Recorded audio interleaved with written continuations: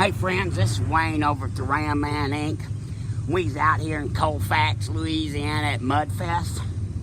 But we heard a noise from the Jeep and I lifted it up with my wrecker buggy and I wanted to educate some people on locking hubs again and the overall view. I had this guy that sent me an email and he's talking about his newer Dodge truck with the central axle disconnect that they've been using since '94 and all this old bullshit. But what you guys have to understand is axle disconnects and all that shit, they don't really truly disconnect the axle. Are you with me? So you've got some kind of gizmo right here that unhooks this one right here, and that works all fine and dandy if you've got an open differential. But you know what? If you've got a locker or a true track or a limited slip, that central axle disconnect, it ain't worth a fuck. Did you hear me? That central axle disconnecting this one right here doesn't help you one fucking bit. Because if this one's turning, the shaft's turning, and the pumpkin turning, and the drive shaft is turning. Did you hear what I said? If you run in a limited slip or a locker up front, the central axle disconnect isn't worth a fuck. It's useless. The other problem with it is they go out and they break down and all that stuff. Now I need to explain something to people. This is a lot of the people that contact us. The main reason for locking hubs on the Dodges in particular is not gas mileage. It ain't got a fucking thing to do with the gas mileage. The entire mission is to prevent the stub shafts from turning. That is the sole reason for locking hubs in general. The reason for locking hubs, Arthur Warren, 1948, is to keep the stub shafts from turning. The only way that you can keep the stub shafts from turning is to be able to disconnect that shit at the wheel with locking hubs. There's no other way. You've got to disconnect there for the real slow folks. You have to disconnect there, not anywhere else. And the reason why is you want to stop the front end from turning. Because here's the problem that you got with the Dodges. Number one, the front drive shafts are exploding. I want you to think about something with your factory truck.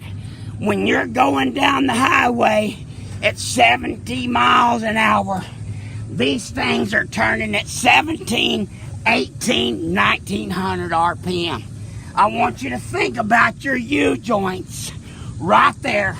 Those fucking things are spinning at 1700 RPM. I want you to digest that shit. Wearing that stuff out. Now, let me tell you the problem with the Dodges. The problem is not the unit bearings that Timken invented. Now you gotta remember something. Every fucking vehicle made today from a tractor on up has got unit bearings. The unit bearings are not the problem. Here's the problem which people don't understand.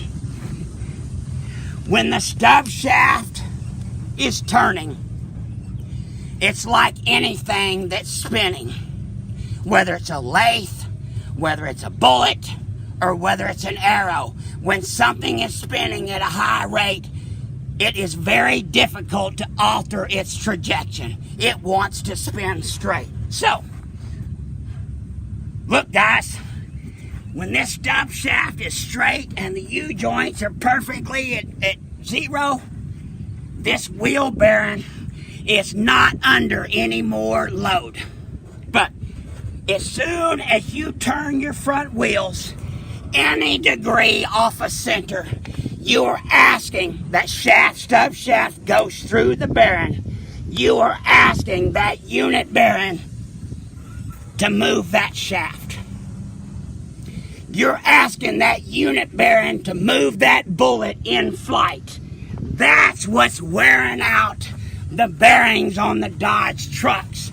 They're getting beat to smithereens from the inside by deflection forces every single time that the steering wheel is off center.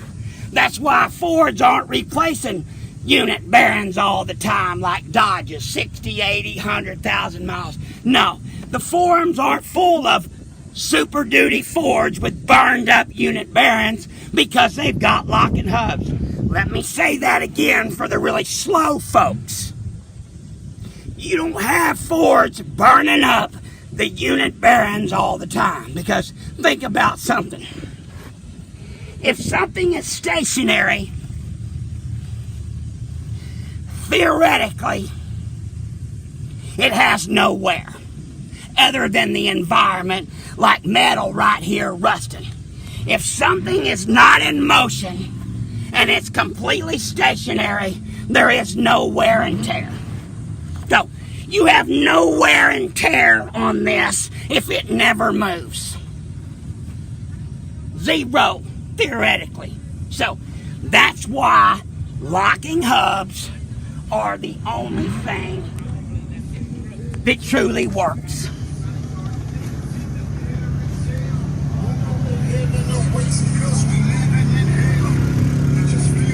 Whoops, I didn't even mark it down.